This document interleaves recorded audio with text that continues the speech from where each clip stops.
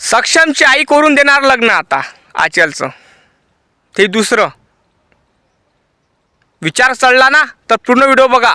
आणि सक्षमचा खून कोणी केला, सक्षमचा जीव कोणी घेतला, तर तिच्या आचलच्या मायबापाने घेतला नाही दादा. कोणी घेतला माहीत आहे तुम्हाला? नाही माहीत आहे? पर पूर्ण व्हिडिओ बघा हा. आणि महामानवाच्या विचारावर चालणारं चॅनल आहे आपलं, तर चॅनल सबस्क्राईब करायला विसरायचं नाही, लाईक करायचं आणि कमेंटवर जे लिहायचं ते लिहा. समजलं काय? आणि सक्षमची आचलची प्रेम कहाणी काय आहे? आचलची लग्न करून देणार आहे म्हणते सक्षमची आई. सांगितलं काय ते ना? नाही सांगितलं ना? मी सांगतो तुम्हाला का करून देईन लग्न. आणि सक्षमचा जीव कोणी घेतला?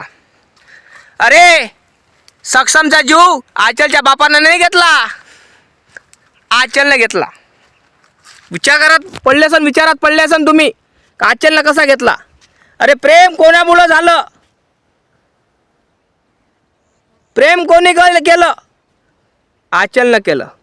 कोणावर केलं? सक्षमवर केलं. सक्षमनी प्रेम कोणावर केलं? आचलनी केलं. केलं ना? आचलवर केलं ना प्रेम सक्षमनी. दोघांच्या प्रेमात कोण मेलं? सक्षम मेला. कोणामुळं मेला? आचलमुळं मेला. कांड करणारी कोण? आचल. कळलं काय? अरे ज्या बापानं 9 महिने 9 दिवस वागवलं, ज्या बापानं 20 वर्ष प्रेम दिलं पोरीला, आणि त्या 3 वर्षाच्या प्रेमाला तिनं 30 वर्षाचं प्रेम समजली, आणि बापाच्या प्रेमाला 20 वर्षाच्या प्रेमाला 2 वर्ष समजली. बेमान झाली बापाच्या प्रेमाला, मायबापाच्या प्रेमाला. आणि आता बापाला जेलात टाकून टाकलं, मायला जेलात टाकलं, भावाला जेलात टाकलं, सगळं परिवाराला जेलात टाकलं, आणि सक्षमचाही जीव घेऊन टाकला. आणि जितेजी सक्षमच्या आई वडिलालाच मारून टाकलं. कोण टाकलं? आचलनं. विचार करायची गोष्ट नाही काय? म्हणून सांगून करायला मी तुम्हाला, आचलनं जीव घेतला सक्षमचा, त्याच्या परिवारानं नाही. परिवाराने विडा का उचलला मारण्याचा?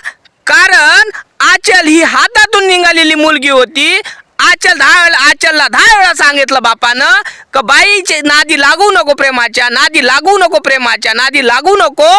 कारण हे प्रेम काही नसतं. मी तुझं लग्न करून देतो एका मुलाशी, तू त्याच्या संग लग्न कर.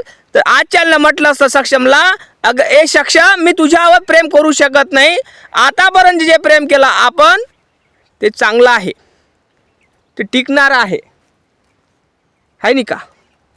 आणि आता जे प्रेमाबद्दल आपण बोलून राहिलो, तर माझे आई वडील म्हणत आहे की हे प्रेम मला मान्य नाही, मला त्याचा धर्म मान्य नाही, त्याची जात मान्य नाही. तर तू एक काम कर की मी आपल्या जातीतल्या मुलाशी मी लग्न लावून देतो. कुठलाही मायबाप असो, कुठलाही असो, तो आपल्या जातीत आणि धर्मातच पोरगी दिन दादा. 99% असं आहे, तर 10% असे आहे की दुसऱ्या अदर कास्टमध्ये देतात. कळलं काय? आणि तर बापानं तिला समजावलं असन, तर पोरीनं पण समजायला पाहिजे होतं सक्षमला. आणि सक्षमही समजला असतात, आणि ही स्वतः समजली नाही तर सक्षमला काय झाड समजावत होती? सक्षमला काय झाड समजावत होती? बरोबर नाही का? स्वतःच समजली नाही तर सक्षमला कशी समजावत होती ते? तर त्या कारणामुळं दादा आचलच्या बापाच्या डोळ्यात, तोंडात, नाकातोंडात पाणी वाहत चाललं होतं. त्या कारणामुळं तिच्या बापाचा जीव गुदमरत होता. असं वाटत होतं की आपल्या मुलीनं आपली इज्जत आता घालवली. आपल्याला इज्जत वाचवायची आहे, आपल्या समाजाची वाचवायची आहे, आपल्या परिवाराची वाचवायची आहे. कारण मी कितीही गुन्हेगार असो, कितीही मोठा कातील असो, कितीही मोठा टोपरी असो, किती माझ्या घरानं कसंही असो, पण मला माझी मुलगी मला इज्जतदाराच्याच घरात द्यायची आहे. पण जो माझी मुलगी ज्याच्या प्रेमात पडली तो पण एक टोपरी आहे, एक इज्जतदार नाही, स्वतःच्या पायावर उभा नाही. तो बापाच्या मायच्या मात खातो, आणि माझ्या मुलीला कसं जगवणार, काय चारणार? त्या कारणामुळं दादा का सांगू झालो, त्या कारणामुळं बापानं हे कांड केलं. कोणाच्या मुळं केलं? पोरीच्या मुळं केलं.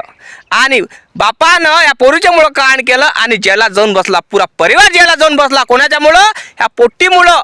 माझं एकच म्हणणं आहे, हिलाही जेलात नेऊन टाकावं लागत होतं. हिनं जीव घेतला त्या पोराचा. हिनं जितेजी त्या पोराचा जीव तर घेतलाच आणि जितेजी त्या परिवाराला मारून टाकलं. आता मला सांगा, ही मुलगी म्हणते मी सक्षमच्या घरी राहतो, जिंदगीभर राहणार काय ती? अरे 18-19 वर्षाचं वय, दुधाचे होठ सोकले नाही तुझं. सक्षमची आई तुझं लग्न करून देणार आता. काहून? सक्षमच्या आईला असं वाटत आहे की वाघाचं काळीच माझ्या घरी आहे, की मी काय करू, हिला कसं वागू, कसं पोसू. कारण आजूबाजूचे लोक बघणारा भरपूर असतात दादा. तर सक्षमच्या आईचं लग्न करून देणार. कळलं काय? तिच्या पद्धतीने करणार, पण सक्षमची आई लग्न करून देणार तिचं. कारण ती बाई माणुसकीची आहे, माणुसकी जाणणारी आहे. कारण त्या पोरीनं त्या पोराचं वाटोळं केलं, तिच्या मारून टाकलं पोराले. स्वतःचा परिवार उद्ध्वस्त झाला तिचा, सक्षमच्या आईचा. तरीही ती बाई माणुसकीच्या नात्याने त्या मुलीला जोपासत आहे आणि सक्षम बनवून ठेवत आहे घरी.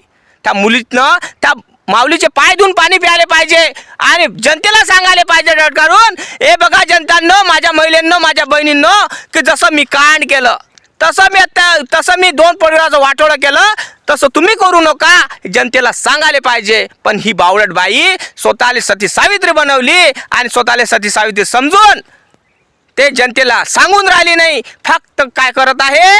नाटकं करत आहे, गिरगिटचे आसू पाळत आहे, ढंगरे करत आहे आणि व्हायरल होण्यासाठी रंगारंगाच्या गोष्टी बघत आहे सोशल मीडियावर. लाजा वाटायला पाहिजे अशा मुलींना.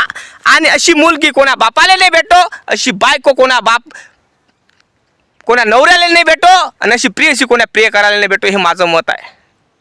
कारण दादा, हे वाईट आहे. हे वाईट असल्यामुळं मी तुम्हाला सांगत आहे. आणि ह्या मुलीनं स्वतःची जिंदगी बर्बाद तर केली, पण 2 परिवाराची जिंदगी बर्बाद केली. आणि आता ढंगरे करते, सोशल मीडियावर ढंगरे करून राहिली आणि त्या परिवाराला न्याय मिळत नाही दादा. कारण हिच्यामुळं 2 परिवाराचं वाटोळं झालं आणि तरी ही चूप आहे. आणि सती सावित्रीवाणी ही मस्त खात आहे, पेत आहे आणि बिचारा सक्षम तो जीवानं गेलाच. कारण हिच्यामुळं परिवाराचं वाटोळं झालं दादा. हिच्यामुळं त्या परिवाराचं वाटोळं झालं तर 2 परिवाराचं वाटोळं केलं हिनं. जितेजी आपल्या बापाले, मायले, परिवाराले, भावाला जितेजी मारून टाकलं. विचार कराजोगती गोष्ट आहे. बिचारा तो बाप जेलात असन, तो म्हणत असन, काय सडल्या मुलीला पैदा केलं मी, काय सडल्या मुलीला पैदा केलं. त्या कारणामुळं तुझा बाप कोसत असन स्वतःला आणि बायकोला शिव्या देत असन, काय पैदा करून ठेवलं की आपल्याला जितेजी मारून टाकलं आणि आपल्याला जेलात टाकलं. कारण हिनं बापाला जेलात टाकलं दादा. हिच्यामुळं कांड झालं. त्या कारणामुळं माझं एकच म्हणणं आहे, सगळ्या जनतेला माझं एकच म्हणणं आहे की तुम्ही ह्या मुलीसारखं करू नका. तुम्हाला मुलगी असेल तर आपल्या मुलीला समजावून सांगा. कारण आचलसारखी मुलगी तुम्हाला असेल तर तुमच्या मुलीला समजावा आणि असं कांड करायला लावू नका. कारण जन्म देणाऱ्या मायबापाला बेमान झाली आणि आता म्हणते सक्षमच्या आईवडिलाची ध्यान राखण. अशा बावळट मुलींना माझं एकच म्हणणं आहे, अगं तुमच्या बापाने केलेले कर्तव्य विसरले का तुम्ही? 3 वर्षाचं येणारं प्रेम तुम्हाला 30 वर्षाचं वाटत आहे आणि बापाने दिलेलं 20 वर्षाचं प्रेम तुम्हाला 2 वर्षाचं वाटत आहे. किती घाणेरडे तुमचे विचार असाल, तुम्ही किती घाणेरडे नीच असाल तुम्ही, हे समजत नाही मला. पण ह्या लोकांना समजायला पाहिजे की असे विचार, असे आचार हा मनात आणू नये. आणि बापानं सांगितलेलं जे आदेश त्याचं पालन करणं हे मुलीचं कर्तव्य असते, मुलाचं कर्तव्य असते. कारण बाप स्वप्न पाहतो जेव्हा मुलगी त्याच्या घरात येतो ना जन्माला दादा. कोणाच्या बापाच्या घरात मुलगी जन्माला येतो ते लक्ष्मी म्हणून जन्माला येते दादा. आणि बाप तेव्हापासून स्वप्न बघत राहते मुलीबद्दल का माझ्या मुलीला मला अशाच्या घरात द्यायचं आहे, तशा घरात द्यायचं आहे. माझ्या मुलीसाठी राजा येणार, पांढऱ्या गाडीत येणार किंवा घोड्यावर येणार, पण येणार आणि माझ्या मुलीचे स्वप्न मला माझ्यातच पूर्ण करायचे आहे. कारण बाप त्या मुलीच्या ह्याच्यात आपली आई पाहते, परिवार पाहते, आपली खुशी पाहते. कारण तिनं बापाचं दुःख जाणलं नाही, बापाचं प्रेम जाणलं नाही दादा. त्या कारणामुळे तुम्हाला सांगतो की अशा मुलीचं वाटोळं तो होतेच होते आणि स्वतःची जिंदगी बर्बाद करते. लाईक आणि चॅनलला सबस्क्राईब करायचं, फेसबुकवर बघत असा फॉलो करायला विसरायचं नाही. आता कमेंट करून सांगायचं खरं बोलते की काय, फेसबुकवर बघत फॉलो करायचं. जय भीम, नमो बुद्धाय, जय शिवराय. महामानवाच्या विचारावर चालणारं चॅनल आहे आपलं, तर चॅनलला जाऊन ते लाल बटन दिसत आहे चॅनलला सबस्क्राईब करायला विसरायचं नाही. जय भीम, जय शिवराय.